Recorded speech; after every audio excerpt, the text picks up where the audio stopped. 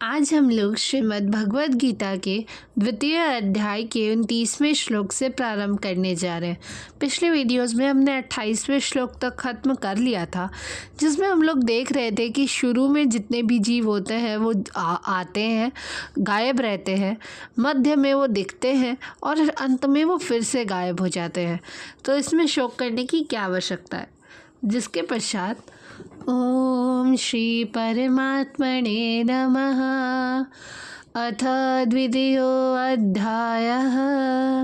श्री भगवानुवाच आश्चर्यवत् पश्यति कश्चिदेन माश्चर्यवद्वदति तथैव चान्यः आश्चर्यवच्चैनमन्यः शृणोति श्रुत्वाप्येनं वेद न चैव कश्चित्।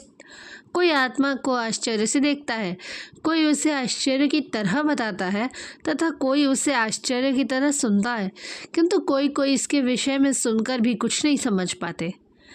क्योंकि गीतोपनिषद उपनिषदों के सिद्धांत पर आधारित है, इसलिए कठोपनिषद में इस श्लोक का होना कोई आश्चर्यजनक बात नहीं है।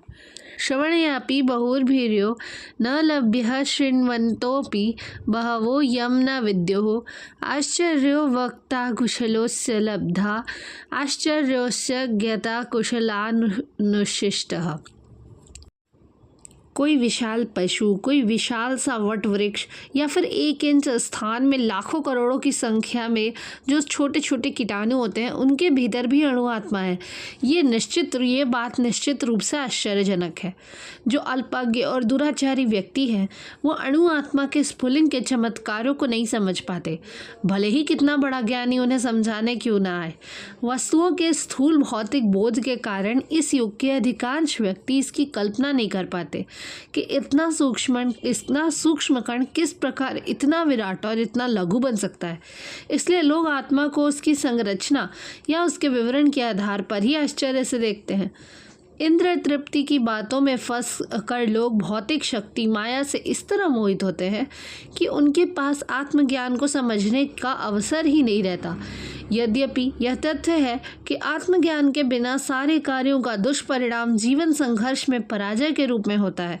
संभवतः उन्हें इसका कोई अनुमान नहीं होता कि मनुष्य को आत्मा के विषय में चिंतन करना चाहिए और दुखों का हल खोज निकालना चाहिए। ऐसे थोड़े से लोग जो आत्मा के विषय में सुनना चाहते हैं, वो अच्छी संगति पाकर भाषण सुनते हैं, लेकिन कभी कभी अज्ञानवश वो परमात्मा और अणु आत्मा को एक समझ लेते हैं। ऐसा व्यक्ति खोज पाना कठिन है जो परमात्मा, अणु आत्मा, उनके पृथक पृथक कार्यों और संबंधों एवं अन्य विस्तारों का सही ढंग से समझ सके। इससे अधिक कठिन है ऐसा व्यक्ति खोज पाना जिसने आत्मा के ज्ञान को पूरा लाभ उठाया हो और जो सभी पक्षों से आत्मा की स्थिति को सही निर्धारक कर सके।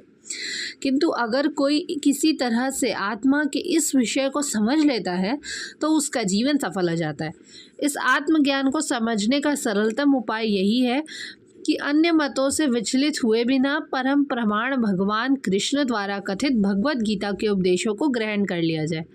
लेकिन इसके लिए भी इस जन्म में या पिछले जन्मों में बहुत तपस्या की आवश्यकता होती है, तभी कृष्ण को श्री भगवान के रूप में स्वीकार किया जा सकता है। पर कृष्ण को इस रूप में जानना शुद्ध भक्तों का अहेतु की कृपा से ही हो सकता है और किसी उपाय से नहीं। जिसके पश्चात देहि नित्यम् अवध्योऽयं देहि सर्वस्य भारत तस्मात् सर्वाणि भूतानि न त्वं शोचितुमर्हसि।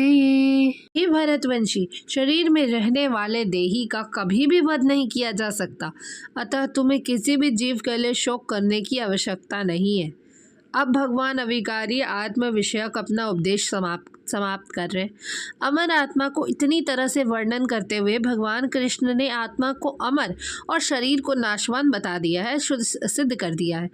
इसलिए क्षत्रिय होने के नाते अर्जुन को इस भय से कि ये युद्ध में उसके पितामह भीष्म, गुरु द्रोण मर जाएंगे, अपने कर्तव्यों से विमुख नहीं होना चाहिए। कृष्ण को प्रमाण मानकर भौतिक देह से भिन्न आत्मा का पृथक अस्तित्व स्वीकार करना ही होगा। ऐसा नहीं कि स्वीकार ही नहीं कर रहे कि आत्मा होती है। यद्यपि आत्मा अमर है, लेकिन इससे हिंसा का प्रोत्साहन नहीं किया जाता। फिर भी युद्ध के समय हिंसा का निषेध नहीं किया जाता, क्योंकि तब इसकी आवश्यकता रहती है। ऐसी आवश्यकता को भगवान की आज्ञा के आधार पर उचित ठहराया जा सकता है, स्वेच्छा से नहीं। धन्यवाद। आज के लिए बस इतना ही। हम लोग आगे के श्लोक अगली वीडियो में करेंगे। तब तक के लिए जय श्री राधे कृष्ण।